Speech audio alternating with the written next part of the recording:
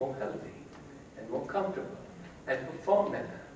Because the proof is in the pudding, not in the chef, not in his learning, not what he learned to do, but what he produces on the table. So we say that this topic for today is your issues are in your tissues, because it's the cellular memory of achievement, doing, comfort, discomfort that remains in cellular memory through neural responses, through chemistry that we cycle and recycle until it becomes a habit or as a living experience in myself. So I'm full of habits because I do things so often and gradually learn to do them without even having to think. They start to work and run my body. So as long as I stay focused on doing those things, or those things I would like to be, and focus on those things that would like to help me, then I need that focus, and then I start to enjoy my life to do, because then my body does what I choose, and that becomes my habit. So it's learning to repeatedly be aware of your performance, of how you feel, how you look. So we've spent today doing many people who come to our booth there to having their face read and telling us something about themselves. Because it's our structure that we look at. We look at the structure because it's according to the structure that we perform, because we are molded in a particular way, genetically absorbing something that our parents hand over to us and say, this is my creation, my child, please do what you feel is going to be best for you, this is all I have to offer you, take it along, enjoy it, and what you feel you need to change, please change it, because this is all I know. So we absorb that, and as we create change, and as we change those things that I didn't feel so comfortable about, that they did something that I think I should do better by my own creation, by listening to my own responses and how I respond to other people, and changing that was familiar to me in my family and in my habit, I start to add something new. So that's my service in this world. That's my life, how we evolve, how we all grow. It's a natural process. We all go through that. But the more we listen in ourselves, that's what we learn. So by nature, there's a lot of things that we know. There are a lot of things written in books. But I like to see something happen. And by my own life experience of being a trainer, I've trained people to perform. I've been an athletics trainer. I've trained people in sport, how they carry themselves, how they walk, how they use their physical body, how they carry their structure, and they have to be aware of their structure and their muscle tone to get the best out of their performance, and through discipline and focus, how they carry themselves, they come to represent their school, their country, and represent themselves in the world. Why? Because it came from discipline and focus. So what I've really learned, discipline and focus on ourselves for our performance gives us the possibility to achieve so much more if only we would listen and care and use this whole structure in a more organized way.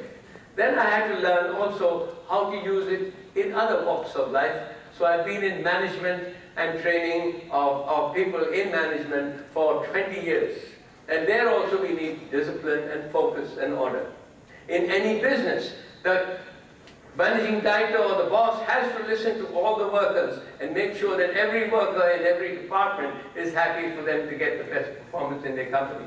So whether you're in a business, whether in the business of living in this body, or whether in the business in the performance of these different people that are working for you and supporting your company that you've got all your life, the more you care for them, the more you look after them, may you look after their comfort and performance, you get a better performance. And then your own company that you keep runs better. It's the same principle. It didn't change. So when I came into this sort of work, I used the same principles of what I have learned in life, because they work and they apply in every way.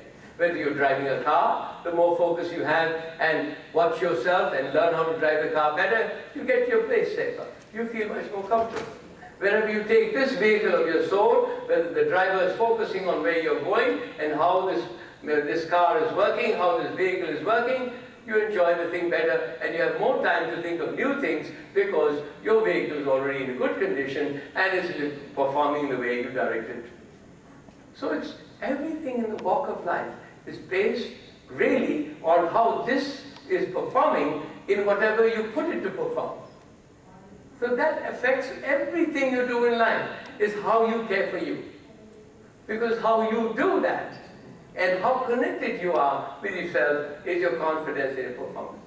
So having experienced all these things in other walks of life, I've been applying it for the last 20 years, teaching people and training them the way I trained other people in other businesses, the same way. Look after this company, look after the order, let there be focus and discipline, how each part of your body performs, right from your toes, right from the feet, how the feet point, in which direction you're going to go, how you're going to use every part of your mechanics of your body to perform in the best way it can, so that it feels comfort and efficiency in the way it moves, and then whatever you apply to it, you'll get efficiency, and you'll have comfort because you're using the body in the right way, where it can self-generate its own growth and not feel the damage of neglect or hardness or forcefulness of the mind, but the mind is caring, listening to every part of you. So the very principles I learned for 30 to 40 years, I just apply now in my life. So now, at this age, I'm healthy, I'm comfortable, I love my body, and at almost 72, I'll be 72 in 4 or 5 months, I'm so fit, so healthy, I love life. I love people to see people who are looking and caring after others, but I don't need that. I don't take any of those additives. I don't need any of the help from others, because I've been given the responsibility of looking after my body, and I look after it, so I don't need the help of somebody else. It's when I don't look after it that I need the help of someone else, but when I look after it, I don't need it. And so wonderful. For my spirit inside says, thank you for caring for my life. I have nothing else, just this body. And if you and I can work together, we have a friend for life. We have someone who listens and cares for me. And I know this friend will never go, because whatever he does with the fullness and genuineness of a friend, whereas if I have a friend outside, they come and they go. They're gone. Then I have to find another one. And I find someone else who's going to care. And then someone else who will respect me. But if I start to do it for me, I have it for my life. And it's free. And it's more truthful and genuine. And it's so unconditional. Because my soul, my spirit, is unconditionally staying with me. No matter what I behave, how I negate or don't acknowledge His presence, is still there with me. Always. That is unconditional love. We want unconditional love from other people. It will never happen. Because their unconditional love is only connected to their own soul. When they find that within themselves, they express that experience. And others might have that experience by understanding what it feels like in them. They have a reaction to that, and they might be reminded, how does this person do that? How do they feel that? I must find it in me. Because he didn't get it from me, he didn't get it from that person. Where did he find it? It must be in us. So when you go inside you, you'll find it. God is always there within you. The Creator is always there within you. He doesn't leave you and go to that person because you're a good boy or a good girl. He's everywhere. There are no conditions. It's the presence. And as you acknowledge that presence within you, you feel God or good, whatever you want to call it. Change the name, add a zero to it. Or oh, then I see God become good.